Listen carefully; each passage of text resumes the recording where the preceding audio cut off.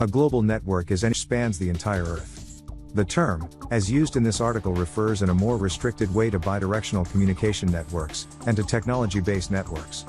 Early networks such as international mail and unidirectional communication networks, such as radio and television, are described elsewhere. The first global network was established using electrical telegraphy and global span was achieved in 1899. The telephony network was the second to achieve global status, in the 1950s.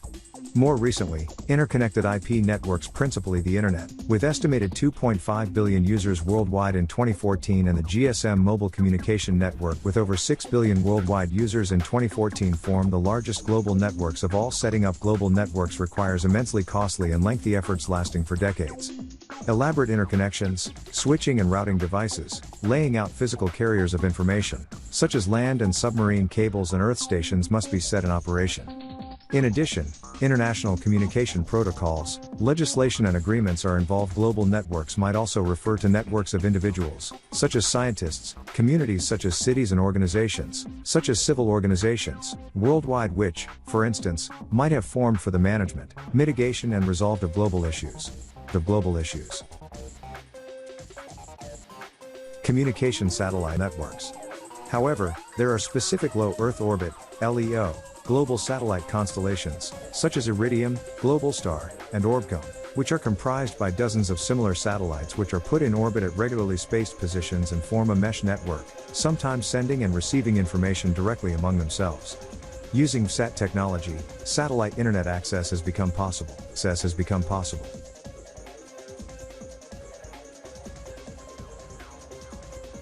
It is estimated that 80% uses the GSM standard, present in more than 212 countries and territories. Its ubiquity makes international roaming very common between mobile phone operators, enabling subscribers to use their phones in many parts of the world. In order to achieve this, these networks must be interconnected by way of peering arrangements, and therefore the GSM network is a truly global one. The telegraph and telex phased out, so interconnection among existing global networks arise at several points, such as between the voice telephony and digital data networks, and between these and satellite networks. Many applications run now on several networks, such as VoIP, voice over IP. Mobile communication, voice and data, networks are also intimately intertwined, because the majority of 21st century cell phones have both voice and data, internet navigation and emailing, capabilities. Digital global networks require huge carrying capacity in the main backbones. This is currently achieved by fiber optic cables. The telegraph and telex phased out, so interconnection among existing global networks arise at several points, such as between the voice telephony and digital data networks, and between these and satellite networks. Many applications run now on several networks, such as VoIP, voice over IP. Mobile communication, voice and data, networks are also intimately intertwined, because the majority of 21st century cell phones have both voice and data, internet navigation and emailing, capabilities. Digital global networks require huge carrying capacity in the main backbones.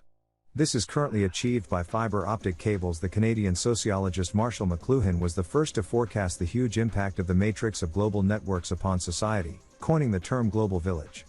His work, however, related to radio and television networks, which are broadcast, unidirectional, networks, thus predating the much larger impact of the Internet. Global networks have revolutionized human communication several times.